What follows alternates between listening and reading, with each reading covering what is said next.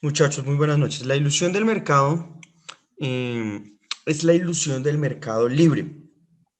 Nosotros en el siglo XXI, 2 décadas del siglo XXI, presenciamos cómo este año ha existido el inicio de una de las primeras guerras comerciales del siglo XXI. Lo que vemos diariamente en las noticias internacionales entre China y Estados Unidos. El libre mercado es una posición o una política económica que se basa en la organización voluntaria de las compras y de las ventas. Es una forma que las grandes potencias industrializadas tienen para garantizar la sostenibilidad de sus propios mercados y sus propias formas de producción. Lo vamos a entender de esta forma generalizada.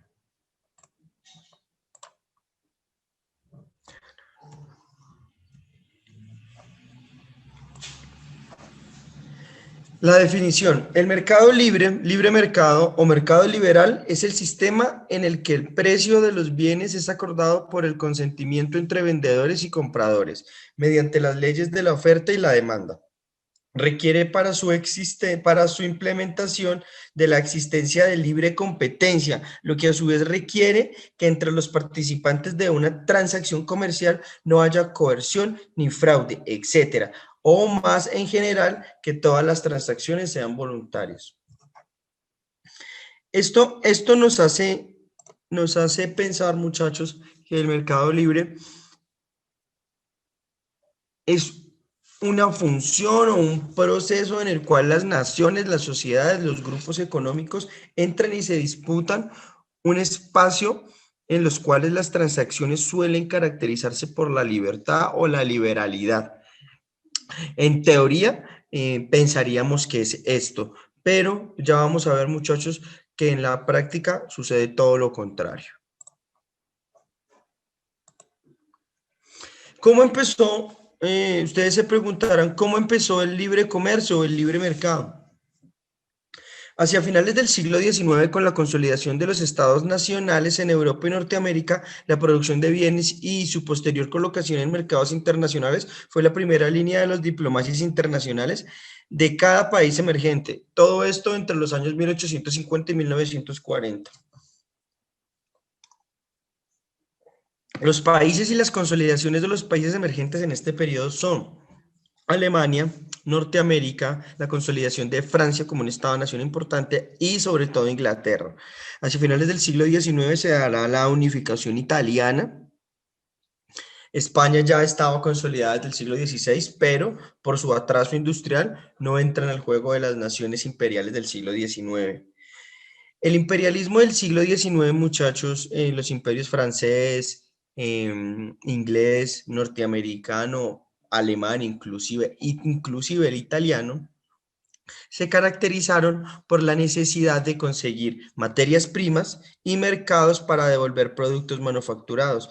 En la imagen, en la ilustración de la presentación, en este momento podemos ver parte del Imperio Británico en rojo, aquí arriba, con su sede en Londres. Vemos Francia y Alemania. Y todo lo rojo es parte del Imperio Británico. Vemos cómo tiene Canadá con su sede en Quebec, tiene un conglomerado de islas ancladas en el Caribe, las cuales le permite la introducción de mercancías de mercados en puertos conocidos.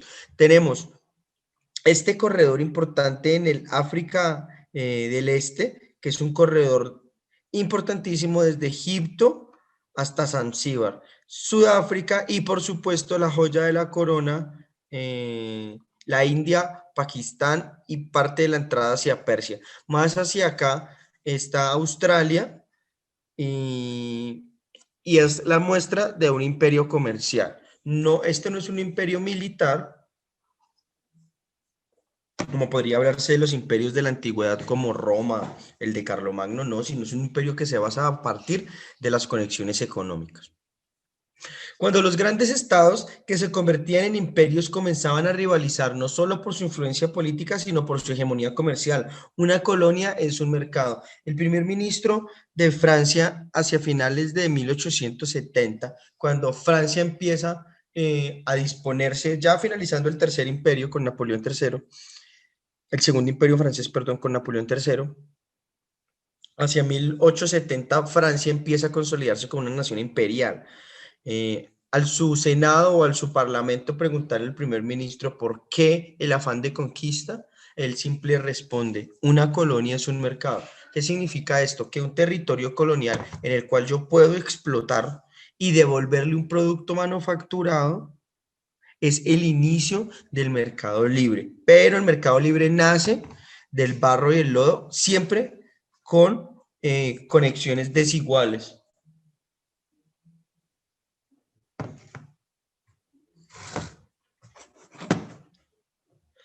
Pero estas naciones en el periodo de consolidación económico exigieron aranceles y restricciones a los productos importados. Es muy importante, muchachos, entender que Francia, Alemania, Inglaterra, Estados Unidos y parte de las naciones industriales, Bélgica inclusive, eh, se caracterizaron en sus inicios, en su consolidación como naciones industriales por su excesivo proteccionismo y su excesivo cerramiento de fronteras en pro de la construcción de un mercado interno, de la consolidación de un mercado interno, de la consolidación de una producción interna, y se blindaron económicamente para que sus industrias, en este caso Inglaterra, no fuera lesionada o no fuera debilitada por mercancías y productos entrados de países europeos a menor costo. Un ejemplo, el Made in Germany, la etiqueta de Made in Germany hecho en Alemania,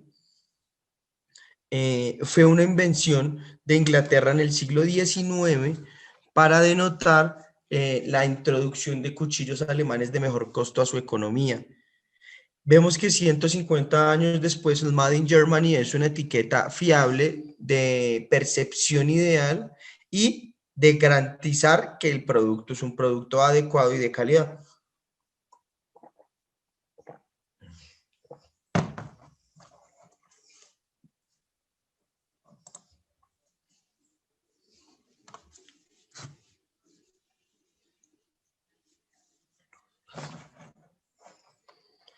Muchachos, los grandes imperios coloniales del siglo XIX.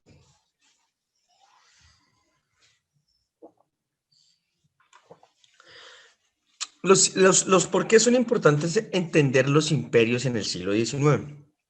Porque como vemos acá, los imperios fueron los que crearon, o las relaciones económicas imperiales y políticas fueron las que crearon, entre comillas, las relaciones comerciales en la actualidad.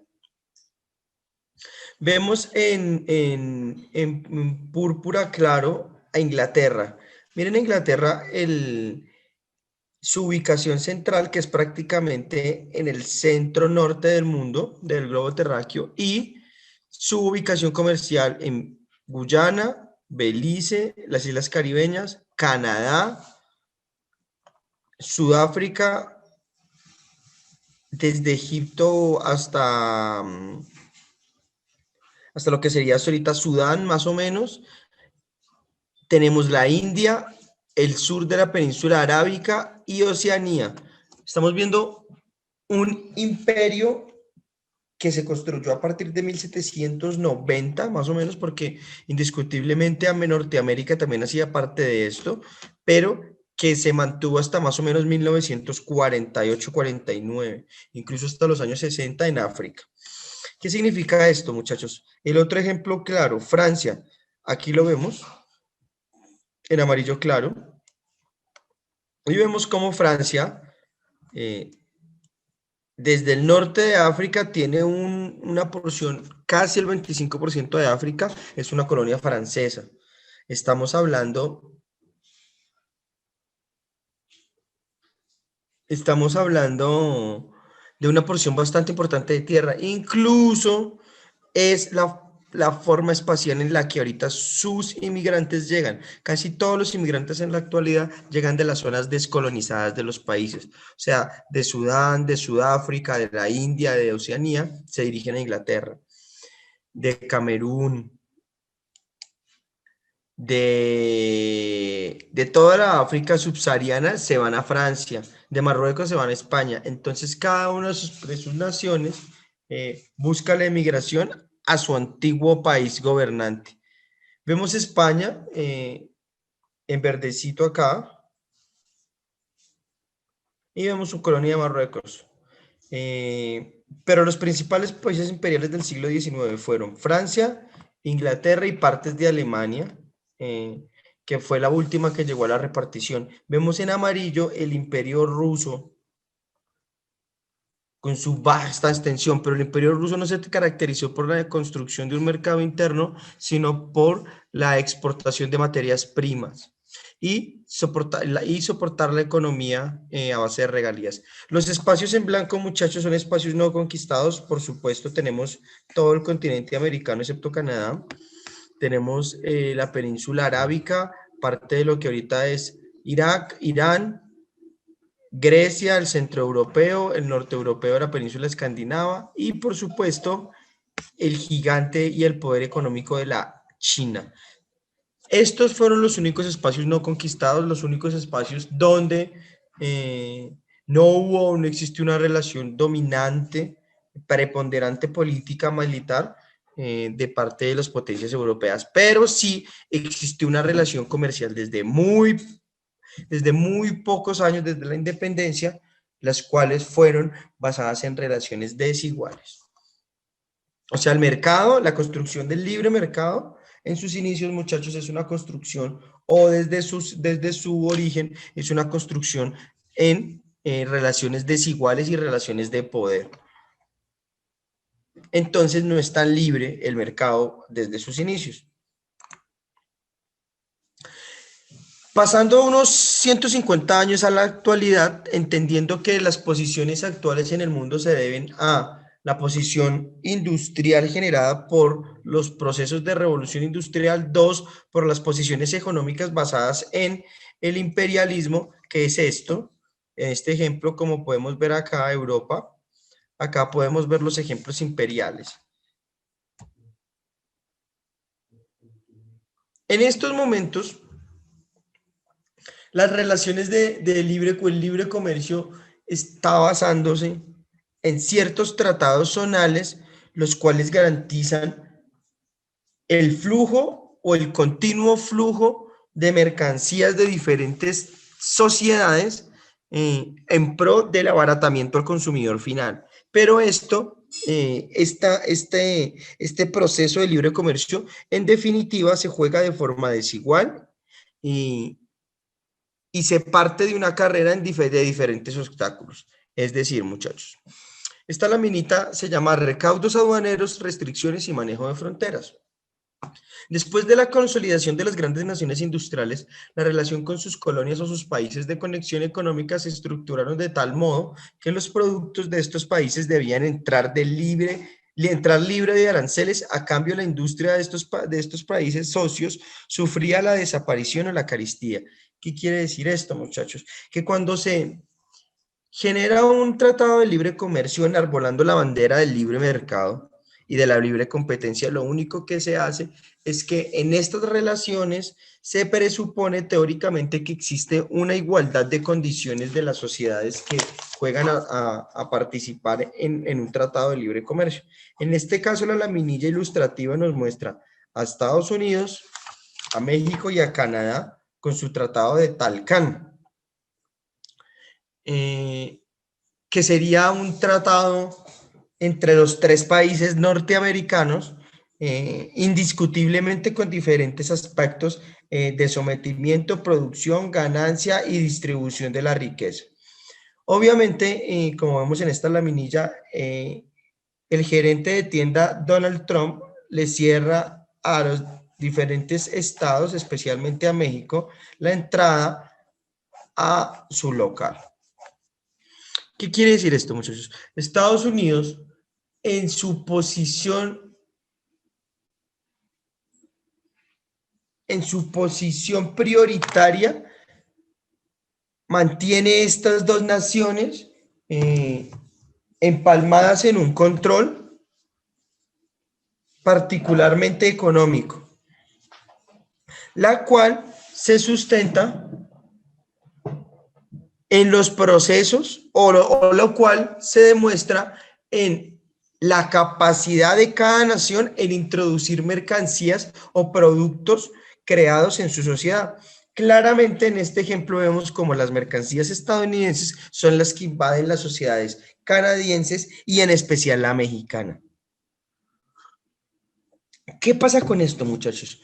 También sucede un fenómeno importantísimo, el cual Donald Trump, como presidente de Estados Unidos, está encargado o fue encargado por lo menos de presentarse en los momentos antes de la pandemia del coronavirus o antes del inicio de la pandemia del coronavirus. ¿Que cuál fue? Fue la reactivación económica de la industria nacional. ¿Qué quiere decir esto? Cuando existe un libre mercado, existe la libertad de escoger en qué sociedad quiero yo producir.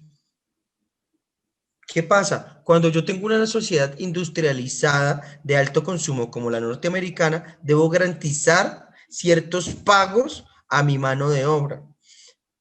Estos pagos que generalmente ocupan un alto porcentaje en la operación del PIG de una compañía, pasa directamente a naciones socias, generalmente de un tratado de libre comercio, en las cuales la producción y el pago en las convenciones laborales o en los sindicatos sea mucho menor. En este caso, Estados Unidos. Pero pasa y sucede que cuando llega un personaje al poder como Donald Trump, no le importa respetar estos acuerdos previos o estas alianzas previas en pro de su propia nación.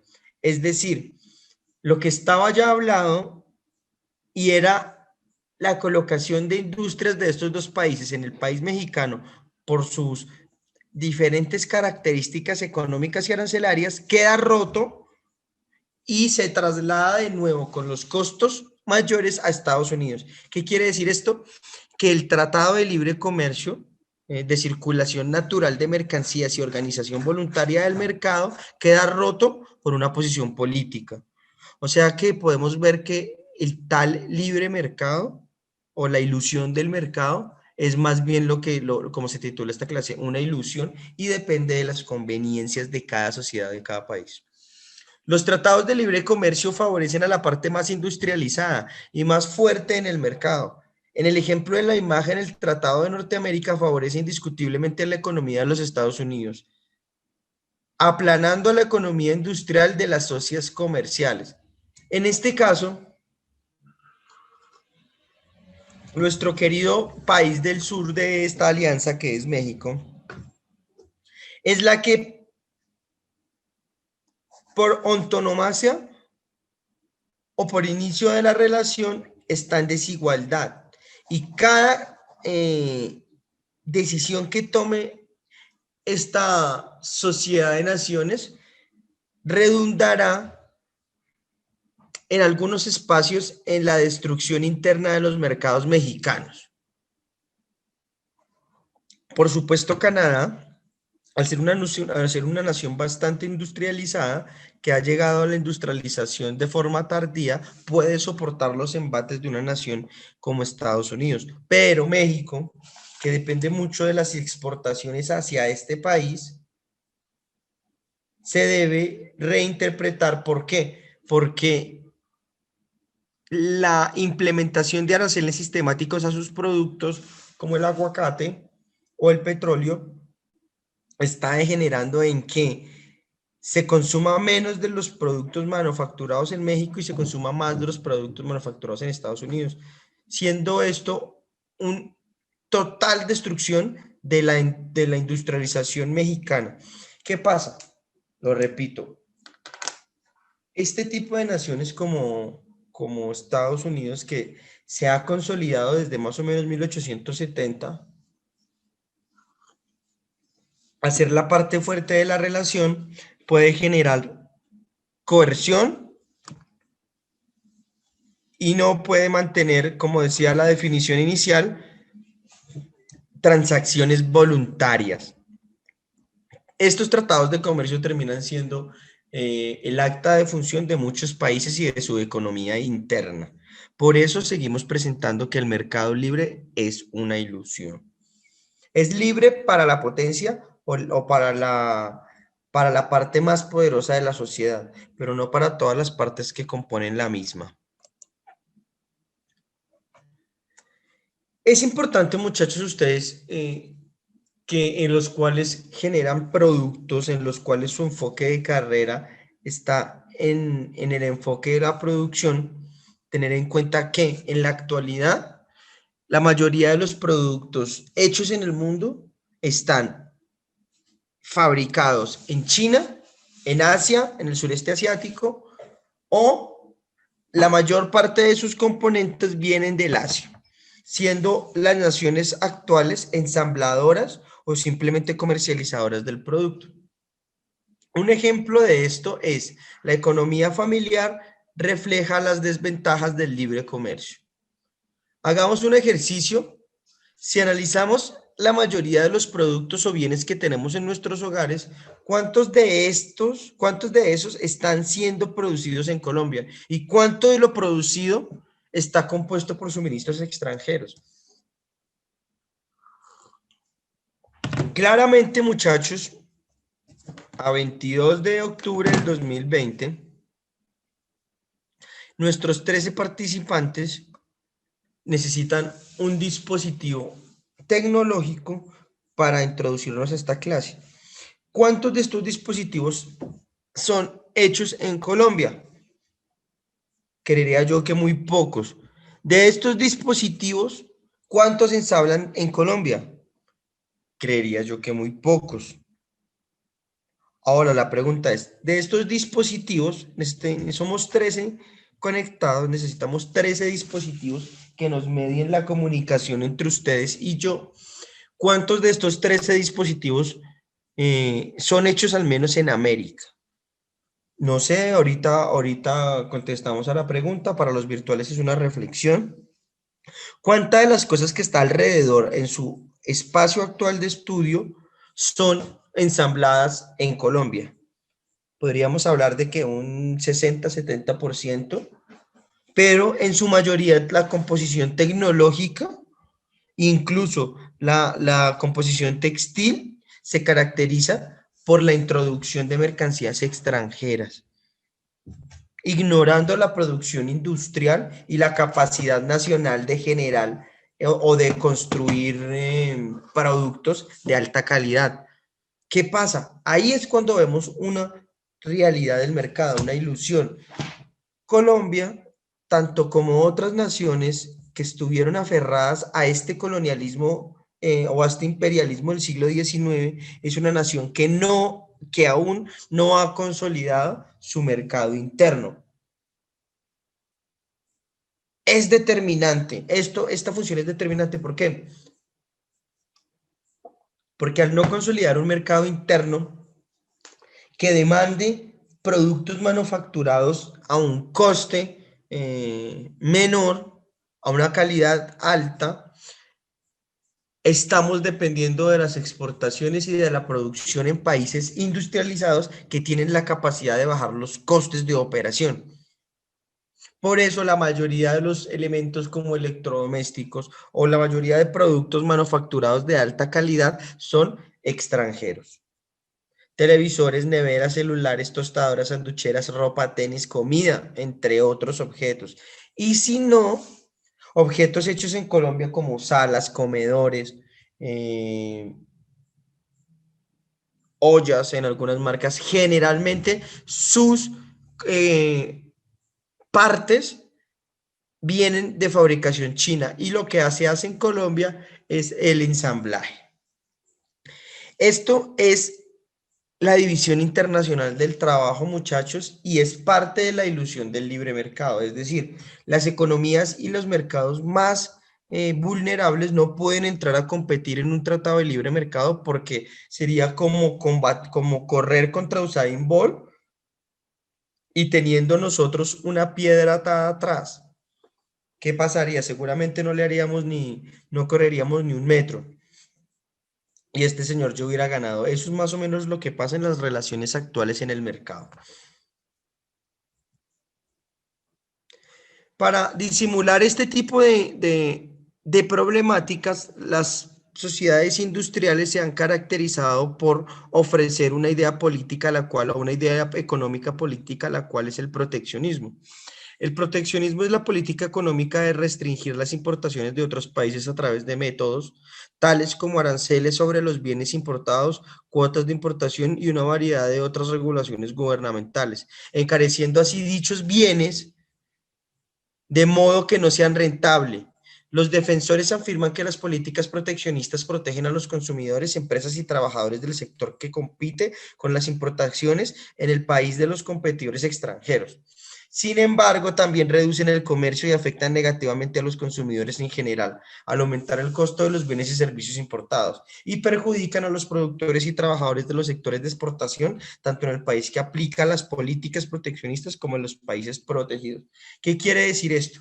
Que existe algo que se llama el proteccionismo, lo cual promueve el blindar la producción interna de un país. ¿Cómo se blinda la producción interna de un país? Fomentando impuestos y aranceles a la introducción de mercancía extranjera. Esto tiene sus pros y sus contras. Actualmente Estados Unidos, como bien la vemos en la imagen, es el garante del proteccionismo. Donald Trump, desde su campaña, ya hace ya 2 años largos, 3 años largos, eh, proponía fuertes aranceles al acero chino. ¿Por qué? Porque al tener fuertes aranceles al acero chino, volvía a reactivar una de las industrias históricamente más populares en Estados Unidos, que era la construcción de acero para casas, carros en general. Pero durante hace más de 20 años, China se convirtió en un productor de acero de bajo costo y muy rentable para las empresas norteamericanas. Pero en Estados Unidos, la pérdida de empleos por este tipo de mercados se ha generado puntos graves. Es decir, Estados Unidos, siendo la nación más consumidora, es una de las naciones al mismo tiempo que más desempleo tiene, que más problemas de inversión social tiene, y esto se debe a la salida de capitales de producción. Es decir, que las empresas norteamericanas salen de sus fronteras para producir en otros países y introducir sus mercancías sin fomentar la riqueza en sus propios mercados. El libre mercado y el proteccionismo en la actualidad, un problema de intereses. En la actualidad se ve reflejado el proteccionismo y el mercado libre en las disputas mundiales que están protagonizando los Estados Unidos y China. La primera nación, la más consumidora y la más generadora de riqueza, es la más dependiente y la más importadora de productos para mantener la forma de su economía interna.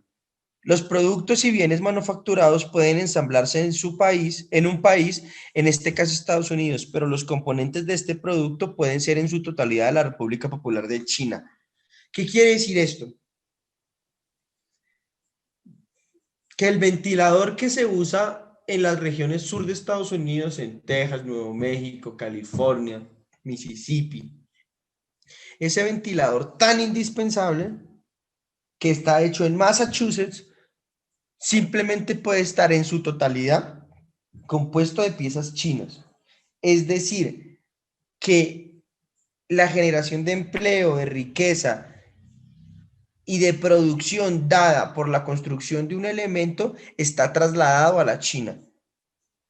¿Por qué?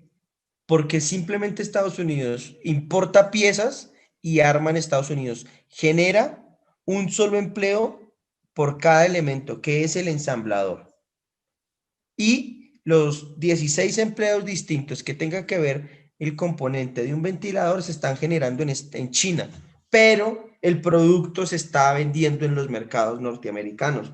Por eso es el malestar de Donald Trump al afirmar que el libre mercado en estos momentos está perjudicando a la nación más débil de la alianza o del Tratado de Libre Comercio. En este caso, la parte más débil es Estados Unidos, aunque ustedes no lo crean, la parte más débil en la relación chino-estadounidense es Estados Unidos, que depende tanto de la producción de manufacturas chinas.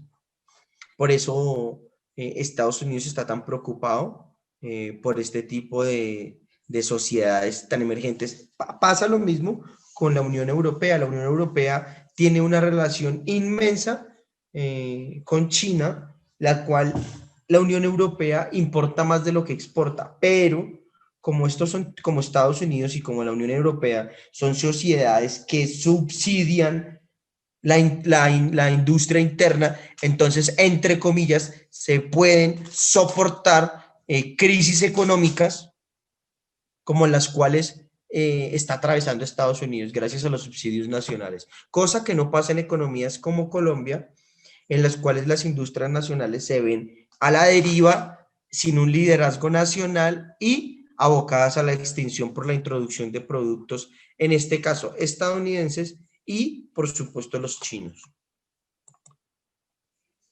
Les voy a poner un ejemplo de la bicicleta para terminar, muchachos. El ejemplo de la bicicleta. La bicicleta es un producto que en muchas ocasiones la percepción es de que es un producto nacional, pero en un gran porcentaje sus componentes son ensamblados en países asiáticos como China, Taiwán, Vietnam, entre otros, las cuales son un huracán para las industrias nacionales. Esto solo es un ejemplo de lo que sucede con diferentes industrias y que arrasan y arrasan desde el segmento de los laboratorios hasta los coches y los abarrotes. Economías de la producción como China, Taiwán, Alemania, Camboya, Países Bajos, son los que compiten por el mercado de las bicicletas. Pero vamos a ver una estadística bastante interesante, señores creadores de productos.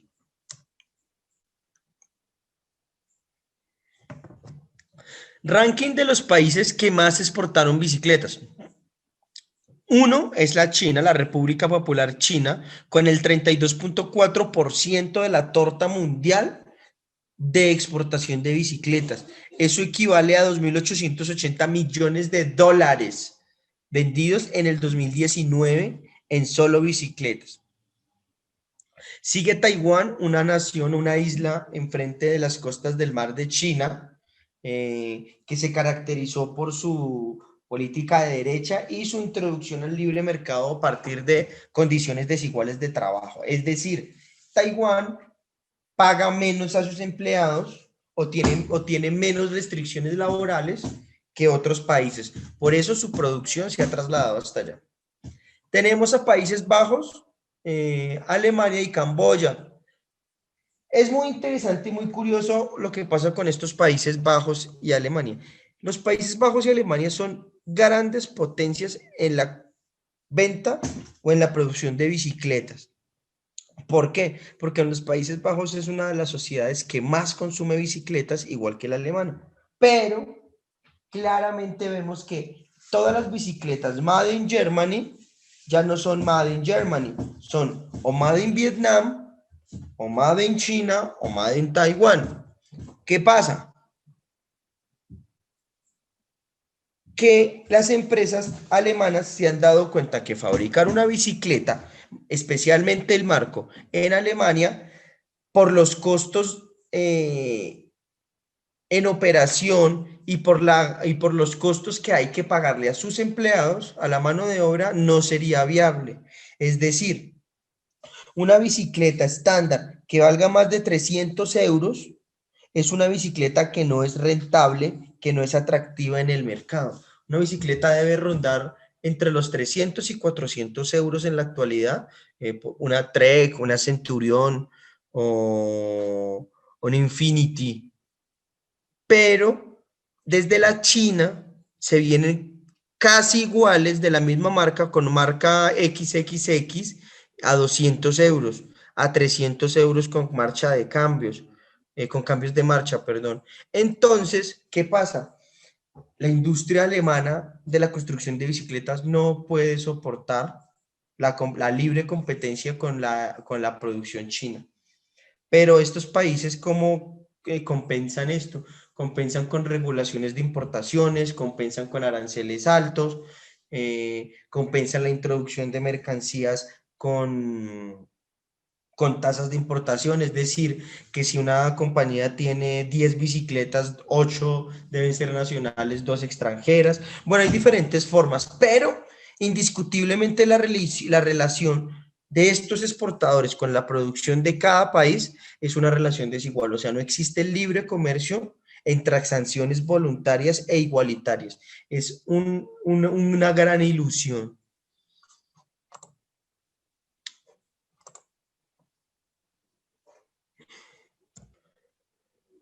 Esta presentación de hoy va muy dado en la ética y la responsabilidad. ¿Por qué?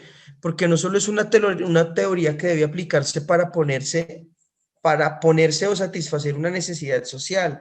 Es más una forma de hacer los negocios para cuando analizamos nuestra sociedad, nuestra actualidad, nos damos cuenta de que estamos bastante lejos del ideal. Vemos cómo la sociedad del libre mercado nos vende a las economías emergentes como la colombiana una ilusión de al introducirnos en estos tratados generar o poder introducir nuestros productos en mercados internacionales. Pero cuando competimos o cuando vamos a la arena internacional con nuestros productos de un poco o de más baja calidad y a niveles más costosos, vemos cómo la libertad ya no es tan libertad y se convierte más en un sometimiento. Entonces, a veces las medidas proteccionistas en el sentido de la protección de la industria nacional, a veces es pensar en generación de empleo en el futuro y la consolidación de un mercado tan necesario para el progreso industrial de una nación o de una sociedad. Muchachos.